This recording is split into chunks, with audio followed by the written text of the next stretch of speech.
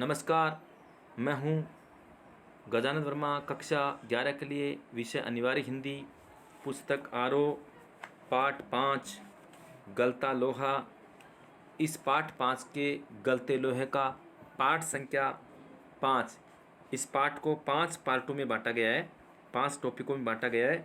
आज ये 5वां पार्ट और अंतिम टॉपिक हम पढ़ेंगे। तो देखिएगा किस प्रकार से एक होशियार विद्यार्थी, हम पाठ में पढ़ रहे थे, किस प्रकार से एक होशियार विद्यार्थी जो कि जिसकी चर्चा सारे लोग किया करते थे, मास्टर त्रिलोक सिंह करता, अन्य विद्यार्थी करते, और जो सवाल बच्चों को नहीं आते वो सवाल मोहन तुरंत गति से निकाल करके दिखलाते। और मास्टर त्रिलोक सिंह ने तो मोहन को पूरे स्कूल का मॉनिटर बना रखा था, और जो सवाल बच्चों को नहीं आते उस सवाल के लिए मोहन को बोलते, मोहन उस सवाल को निकाल के दिखा देता, और ऐसी स्थिति में दंड देने का काम भी मोहन का था। इसीलिए मास्टर त्रिलोक सिंह कह भी दिया करता था, एक दिन आगे चल कर के ये बहुत बड़ा इंसान बनेगा, स्कूल का नाम रोशन करेगा। ये बातें सुनने के लिए मिलती। बच्चा होशियार था, प्रतिभावान था, लेकिन बच्चे को जो माहौल मिलना चाहिए था, जो जगह मिलनी चाहिए थी, वह जगह बच्चे को नहीं मिली। और वह बच्चा जो प्रतिभावान था एक भीड़ का किनारे का बच्चा बन गया। और जब रमेश इसको लेकर के गया, रमेश ने इसके साथ अत्याचार किया, एक साधारण स्कूल में एडमिशन करवा दिया, तकनीकी स्कूल में एडमिशन करवाया, और साल में एक ही बार इनका गांव आना होता। कभी कभी ऐसा भी होता स्कूल का बहाना बना करके आगे की क्लास की बात करके वो साल भी कट हो जाती, क्योंकि ये अपने घर की व्यवस्थाओं की ओर ध्यान देता। रमेश अपने घर की व्यवस्थाओं की ओर ध्यान देता कि मेरी व्यवस्था न बिगड़ जाए। और कक्षा 8 पास करने के पश्चात इनके परिवार के लोग इनको पढ़ाने के मूड में नहीं थे, और इन्होंने तकनीकी स्कूल में पास करने के पश्चात कई प्रकार की फैक्ट्री कंपनियों में चक्कर काटने शुरू कर दिए। बार बार पूछने पर भी इनके पिता को पता नहीं लगा, लेकिन अंत में मोहन के पिता को सच्चाई का पता लग जाता है। बहुत दुखी होते हैं, लेकिन सच ये भी है कि अपनी पीड़ा को वो दूसरों के सामने व्यक्त भी नहीं कर सकते थे। दुखी होने के पश्चात भी अपनी पीड़ा को दूसरों को बताने में संकोच करते थे कि मैं अपनी पीड़ा को लोगों को कैसे बताऊं, लोग मेरे बारे में क्या सोचेंगे। अब देखिएगा, इससे आगे देखिए, त्रिलोक सिंह मास्टर की बातों के साथ साथ त्रिलोक सिंह की बातों के साथ साथ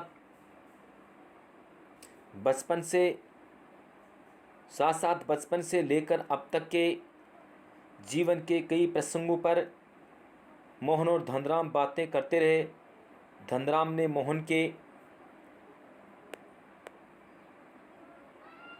हंसुए के फाल को बेंत से निकाल कर भी तपाया और मन लगाकर उसकी धार कर दी। गर्म लोहे को हवा में ठंडा होने में काफ़ी समय लग गया था। धनराम ने उसे वापस बेंत पहचान कर मोहन को लौटाया, जैसे अपनी भूल चूक के लिए माफ़ी मांगी हो। क्योंकि जिस टॉपिक को हम पढ़ रहे हैं, इससे पूर्व आपको बताया था कि वही बात है कि किस प्रकार से वो धनराम लोहार के घर मोहन चला जाता है, और धनराम लोहार के घर जाने के पश्चात भी वो बैठ जाता है धनराम उसके हंसवे की धार लगा रहा है, वो धार ठीक से नहीं बैठ रही थी, वो देख रहा था। अंत में हंसे को लेकर के उन्हें धार बना करके ठीक कर दिया। उनकी कार्यकुशलता को जान करके मन में विचार किया धनराम ने कि ये तो बहुत बड़ा इंसान बनने वाला था, आखिर इन्होंने इतनी बारीकी से इस चीज़ को कैसे बना दिया, कैसे तैयार कर दिया। उसके भी पैरों से नीचे ज़मीन खिसक गई। बेचारे पंडित जी की तो फुर्सत नहीं रहती, लेकिन किसी के हाथ भिजवा देते तो मैं तत्काल बना देता। धनराम ने कहा कि पंडित जी को तो फुर्सत नहीं रहती, वो परेशान रहते होंगे, आप किसी के हाथ अगर भिजवा देते तो भी मैं ठीक कर देता। मोहन ने उत्तर में कुछ नहीं कहा, लेकिन हंसवे को हाथ में लेकर वह फिर वहीं बैठा रहा, जैसे जो वापस जाने की कोई जल्दी न रही हो। हंसवे को लेकर बैठ गया और इस तरह से बैठा था कि जैसे उसको जल्दी जाने की ज़रूरत नहीं है। वो आराम से वहाँ बैठ करके शांति से बैठा था, ऐसे बैठा था जैसे उसको जाने की जल्दी ही नहीं हो। सामान्य तौर से ब्राह्मण टोले के लोगों का शिल्पकार टोले में उठना बैठना नहीं होता था। उस ज़माने में को ब्राह्मण वगैरह होते थे, अपने को बहुत ज़्यादा बड़े समझते थे। उन्होंने एक ब्राह्मणवादी प्रवृत्ति बना रखी थी, व्यवस्था बना रखी थी। लोगों के मन में भय व्याप्त कर रखा था कि ब्राह्मण टोले क्या है कि शिल्पकार के घर जाकर के उठते बैठते नहीं थे। वो अपने आप को बहुत ज़्यादा शुद्ध मानते थे, हम तो बहुत ज़्यादा शुद्ध हैं।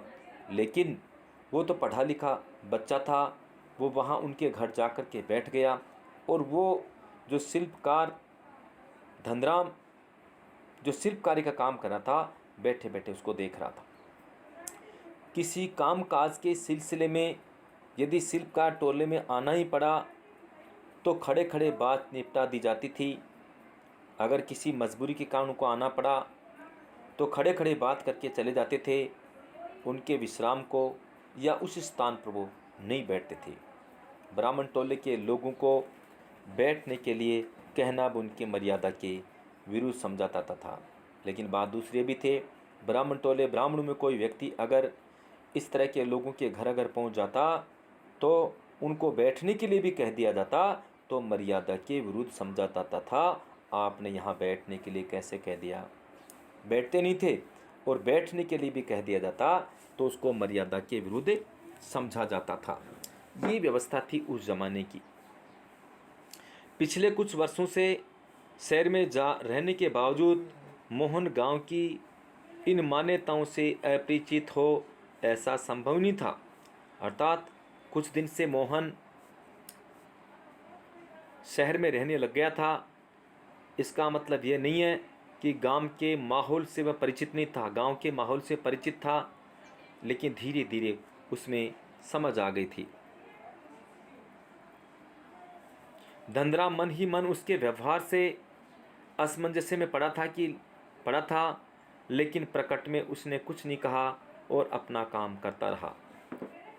धनराम भी मोहन के इस व्यवहार से असमंजस्य में था, विचार कर रहा था, लेकिन फिर भी धनराम ने कुछ नहीं कहा, बल्कि अपना काम करता रहा। लोहे की एक मोटी छड़को भी में गलाकर धनराम गोलाई में मोड़ने की कोशिश कर रहा था। लोहे की एक मोटी छड़को गला करके धनराम गोलाई में मोड़ने की कोशिश कर रहा था। एक हाथ से संडासी पकड़कर जब वह दूसरे हाथ से हथौड़े की चोट मारता तो निहाई पर ठीक घाट में सिरा न फंसने के कारण लोहा उचित ढंग से मुड़ नहीं पा रहा था। वह लोहे को गर्म कर रहा था धनराम, और वहाँ संडासी से पकड़ करके जैसे वो चोट मारता, जिस रूप में जिस आकार में उस लोहे को देना चाह रहे थे, उस आकार में वह ठीक नहीं बैठ रहा था। वो फंस नहीं रहा था, जैसा वो चाहते थे वैसा आकार वैसा स्वरूप उसका नहीं बन रहा था। ऐसी स्थिति में धनराम बार बार कोशिश कर रहा था, लेकिन वह स्थिति वैसी नहीं बन रही थी। ये सारी स्थिति वहाँ बैठा मोहन देख रहा था। मोहन कुछ देर तक उसे काम करते हुए देखता रहा। फिर जैसे अपना संकोच त्याग कर उसने दूसरी पकड़ से लोहे को स्थिर कर लिया और धनराम के हाथ से हथौड़ा लेकर नपीतुली चोट मारते अभ्यस्त हाथों से धोकनी फोंक कर लोहे को दोबारा भट्टी में गर्म करते और फिर निहाई पर रखकर उसे ठोकते पीटते सुगढ़ गोले का रूप दे डाला। जिस काम को मोहन बहुत देर से कर रहा था, मोहन काफ़ी देर से कर रहा था, गर्म करता, निहाई पर रखता, संडासी से पकड़ता, चोट मारता, जिसका रूप वो देना चाहता था उस रूप में वह नहीं दे रहा था। जो सुगढ़ गोलाकार जो स्वरूप वो देना चाहता था वह रूप वह गोला ही नहीं दे पा रहा था। बार बार प्रयास करने के बाद भी वह उसको सही तरीके से नहीं बना पा रहा था। वो परेशान हो गया था। मोहन बैठा बैठा ये सारे क्रियाकलाप देख रहा था, लेकिन वह बैठा बैठा देख रहा था, बोल कुछ भी नहीं रहा था। अंत में मोहन ने संकोच त्याग करके वो पास पहुंचा और उन्होंने उस लोहे को लेकर के, जो मोटा सा जो लोहा था उसको लेकर के धोकड़ी चलाना चालू किया, लोहे को गर्म किया, संडासी और हथौड़ा लेकर के उन्होंने नपी तुली चोट मार मार करके धोकनी में गर्म करके गर्म लोहा करके निहाई पर रखकर ठोकते पीटते सुगढ़ गोले का रूप दे डाला। जैसे ही सुगढ़ गोले का रूप दे डाला तो उन्होंने मोहन ने जैसे उनको सही रूप दिया तो धनराम ने देखा कि ये अभ्यस्त हाथों के द्वारा इतना सुंदर तरीके से नपी तुली चोट ये कैसे दे सकता है। ये तो पढ़ने में बड़ा अभ्यस्त था, पढ़ने में बड़ा होशियार था। मोहन का यह हस्तक्षेप इतनी फुर्ती और आकस्मिक ढंग से हुआ था कि धनराम को चूक का मौका ही नहीं मिला। धनराम को ये मौका नहीं मिला किस प्रकार से वो लोहे को गर्म कर रहा था, गर्म करके किस तरह से चोट मार रहा था और किस प्रकार से जिस लोहे को धनराम स्वरूप देना चाह रहा था वह रूप और स्वरूप नहीं दे पा रहा था। ऐसी स्थिति में मोहन ने उस लोहे को गर्म करके सही स्वरूप दे दिया। ये जान करके बड़ा अचंभा धनराम को हुआ। मोहन का यह हस्तक्षेप इतनी फुर्ती और आकस्मिक ढंग से हुआ था कि धनराम को चूक का मौका ही नहीं मिला। वह अवाक मोहन की ओर देखता रहा। उसे मोहन, देखिए चित्र के अंदर दिखा रखा है, धनराम बैठा है, मोहन है, और मोहन ने किस प्रकार से इसको गोलाई का रूप दे दिया, जिसको रूप देना चाहता था, सामने बैठा है। कि कारीगरी पर उतना आश्चर्य नहीं हुआ। जो कारीगरी पे इतना आश्चर्य नहीं हुआ, मोहन की कारीगरी पे धनराम को इतना आश्चर्य नहीं हुआ। आश्चर्य तो इस बात का हुआ कि मोहन पुरोहित खानदान से है और किस तरह से यहाँ बैठ करके अपने हाथों से इन्होंने इस काम को सही अंजाम दे दिया। इस बात का अचंभा धनराम को हो रहा था। दे भी रखा है, कारीगरी पर उतना आश्चर्य नहीं हुआ जितना पुरोहित खानदान के एक युवक का इस तरह के काम में उसकी भट्टी पर बैठ करके हाथ डालने पर हुआ था। वह संकीत दृष्टि से इधर उधर देखने लगा। धनराम की संकोच, असमंजस और धर्म संकट की स्थिति से उदासीन मोहन संतुष्ट भाव से अपने लोहे के छल्ले की त्रुटिहीन गोलाई को जांच रहा था। उसने धनराम की ओर अपनी कारीगरी की स्वीकृति पाने की मुद्रा में देखा। उसकी आंखों में एक सर्जक की चमक थी। किस प्रकार से जो कारीगर होता है वो चमक थी, जिसमें न स्पर्धा थी और न ही किसी प्रकार की हार जीत का भाव। मोहन ने जो कुछ बनाया उसमें न स्पर्धा भी नहीं थी, न कोई हार जीत की कोई बातें उसके अंदर थी। लेकिन मोहन की इस कारीगरी से धनराम बहुत अचंभित हुआ, प्रभावित हुआ। मन ही मन विचार करने लगा कि ये विद्यार्थी जो मोहन है, ये तो विद्यालय का सबसे होनहार विद्यार्थी था, होशियार विद्यार्थी था। मास्टर त्रिलोक सिंह भी इसके बारे में बहुत ज़्यादा चर्चा किया करते थे। फिर आखिर इन्होंने ये कला कहाँ से सीख ली कि जिस काम को मैंने उम्र भर किया है, किंतु जिस काम को सही रूप, सही आकार, सही तरीका मैंने नहीं दिया, इस पुरोहित खानदान के लड़के ने इसको सही स्वरूप, सही गोलाई दे दी।